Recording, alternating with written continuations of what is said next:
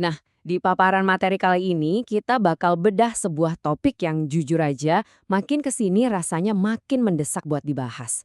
Coba deh Anda bayangin sebuah dunia di mana fakta yang objektif, data-data ilmiah, dan kebenaran yang bisa dibuktikan malah tenggelam gitu aja oleh lautan emosi, sentimen kelompok, dan opini-opini viral. Ya, itulah realitas era post-truth alias pasca kebenaran yang lagi kita hidupi sekarang ini. Hari ini kita bakal ngupas tuntas gimana sih caranya kita bisa selamat menavigasi jebakan misinformasi yang bahaya banget ini. Caranya dengan ngegabungin dua hal yang mungkin di telinga kita kedengarannya bertolak belakang. Pedagogi kritis modern dari pemikiran barat dan filsafat epistemologi Islam tradisional yang udah bertahan berabad-abad. Percaya deh, perpaduan ini nawarin solusi yang super praktis, tajam, dan mendalam banget buat nyelamatin dunia pendidikan kita dari krisis kebenaran. Untuk kerangka bahasan kita, ada 5 poin utama nih. Pertama, tantangan era post-truth. Kedua, solusi pedagogi kritis. Ketiga, 3 epistemologi Islam. Keempat, titik lemah dan kuat. Dan kelima, dialog epistemik integratif.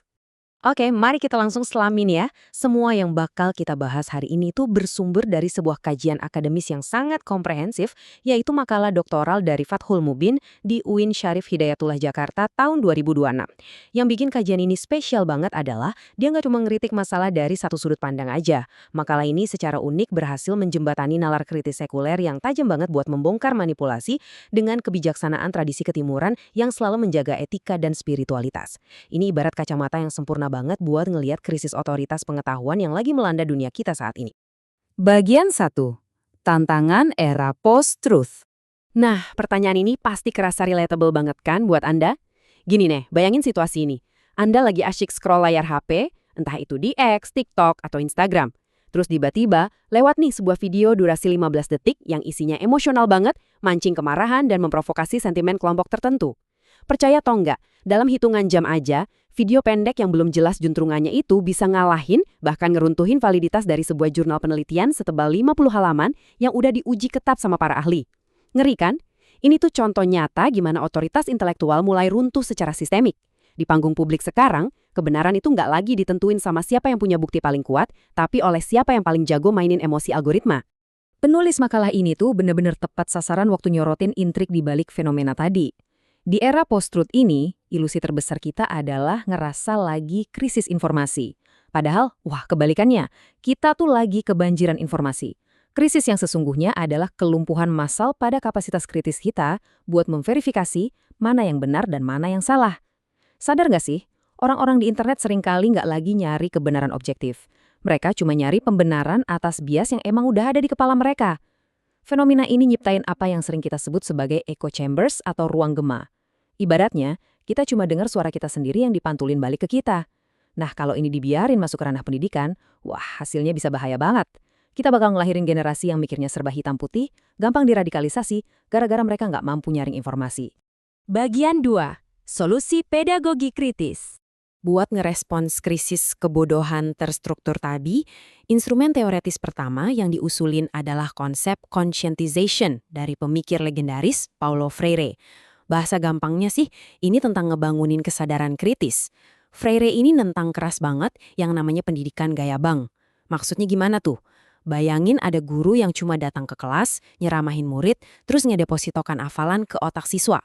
Seolah-olah murid tuh cuma celengan babi yang pasif. Siswa yang pasif kayak gini nih yang bakal jadi mangsa paling empuk buat produsen hoax di internet. Karena mereka terbiasa nerima otoritas tanpa banyak nanya. Pedagogi kritis nuntut kebalikannya. Pendidikan harus ngubah siswa jadi subjek yang aktif mempertanyakan realitas.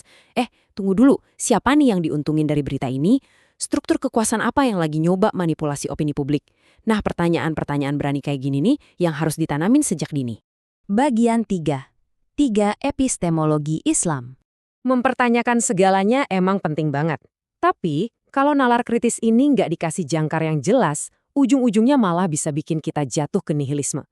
Kita bakal ngerasa seolah-olah nggak ada lagi kebenaran absolut di dunia ini. Disinilah instrumen kedua kita masuk, yaitu kerangka pemikiran dari Muhammad Abed Al-Jabiri.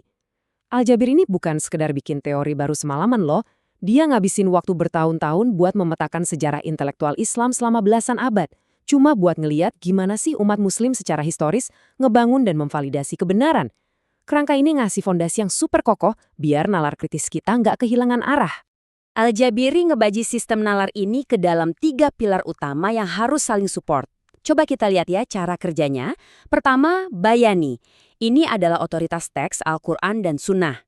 Kalau ada isu, bayani ini fungsinya sebagai jangkar normatif dan parameter etika tertinggi biar kita nggak bablas melanggar batasan.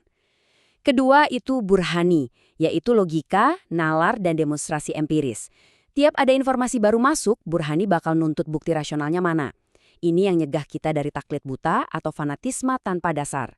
Dan yang ketiga, irfani, yang mewakili dimensi spiritual, intuisi, dan kejernihan hati. Irfani ini tugasnya mastiin kalau logika kita yang tajam tadi nggak berubah jadi arogansi yang dingin, dan kepatuhan kita pada teks nggak berubah jadi kekakuan yang kaku banget.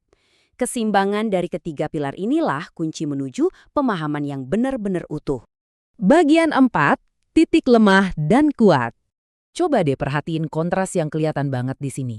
Di satu sisi, pedagogi kritis milik Freire emang juara banget buat membebaskan pikiran yang tertindas. Tapi, akar sekulernya yang kuat itu bawa risiko yang nggak main-main. Kalau kita cuma modal pedagogi kritis doang, semuanya bakal dibongkar habis-habisan, termasuk nilai-nilai sakral dan moral. Ujung-ujungnya, siswa bisa kehilangan kompas etika. Nah, di sisi lain, epistemologi Islam itu kaya banget sama panduan moral dan kedalaman spiritual. Cuma masalahnya, dalam realitas pendidikan kita, seringkali ini diajarin dengan cara yang kaku banget. Jadi pas dihadapin sama masalah modern yang bergeraknya secepat kilat, kayak deepfake AI atau rekayasa algoritma, pendekatan yang terlalu kaku ini malah sering gagap dan susah ngasih respons yang cepat dan operasional. Bagian 5. Dialog epistemik integratif. Nah, ini dia nih momen puncak dari keseluruhan gagasan ini. Penulis nawarin apa yang disebut sebagai dialog integratif. Dan ini aplikatif banget. Biar kebayang, mari kita bikin skenario kecil ya. Sebut aja ada siswa dapat pesan berantai yang provokatif banget, yang niatnya emang mau mecah belang masyarakat. Pertama, pakai lensa pedagogi kritis, dia bakal nanya, wah, siapa nih aktor politik di balik ini? Siapa yang diuntungin? Motifnya dibongkar dulu. Terus dia aktifin burhaniyah atau nalar logisnya buat ngecek datanya valid nggak, sumbernya dari mana, misahin fakta dari fiksi. Setelah itu, dia bakal merujuk pada bayaniyah, ngingat kalau wahyu agama melarang keras nyebarin fitnah dan kebohongan. Dan pada akhirnya, dengan irfaniyah, dia bakal merespon semua keriuhan itu bukan dengan emosi atau bales nyacimaki, tapi dengan ketenangan dan empati. Keren banget kan? Ini tuh pendekatan multimetode yang mensintesiskan nalar, teks, dan spirit. Hasil praktis dari sintesis tadi pada akhirnya mendefinisikan ulang peran para guru kita menjadi intelektual transformatif integratif. Bayangin aja ruang kelas modern di era digital ini. Sang guru nggak cuma sekedar berdiri di depan kelas bacain buku teks soal moral alih-alih gitu, gurunya mungkin bakal nampilin sebuah berita hoax viral di proyektor kelas. Terus dia memfasilitasi debat yang seru. Dia nantang murid-muridnya buat ngebedah hoax itu pakai pisau logika yang tajam, mempertanyakan bias sosialnya, tapi di saat yang sama juga ngebimbing mereka buat merenungkan, apa sih dampak etis dan spiritual dari kebohongan ini ke jiwa manusia? Sang guru benar-benar bertransformasi jadi nahkoda yang mandu murid-muridnya ngelewatin badai post-truth dengan kompas yang utuh. Kutipan ini benar-benar ngerangkum dengan sempurna esensi masalah sekaligus solusi yang kita obrolin dari tadi. Kita udah nggak bisa lagi ngerasa puas cuma dengan nyetak siswa yang patuh buta layaknya robot penghafal teks. Soalnya mereka pasti bakal gampang banget digilas sama manipulasi digital. Tapi di sisi lain, kita juga nggak mau nyiptain generasi pemberontak sinis yang nggak percaya sama nilai apapun. Yang benar-benar kita butuhin tuh individu yang cakep secara intelektual, tapi juga matang secara spiritual. Di tengah dunia yang super berisik oleh rekayasa fakta ini, pertanyaannya adalah, akankah kita ngebiarin diri kita terus jadi konsumen yang cuma bisa reaktif? Ataukah kita mau mulai ngintegrasiin ketajaman logika kita dengan kejernihan hati? Pertanyaan ini saya tinggalin buat Anda renungin tiap tari jempol Anda udah siap membagikan sebuah informasi di media sosial. Terima kasih banyak udah ngikutin paparan materi ini dengan penuh semangat, dan sampai jumpa di pembahasan seru berikutnya.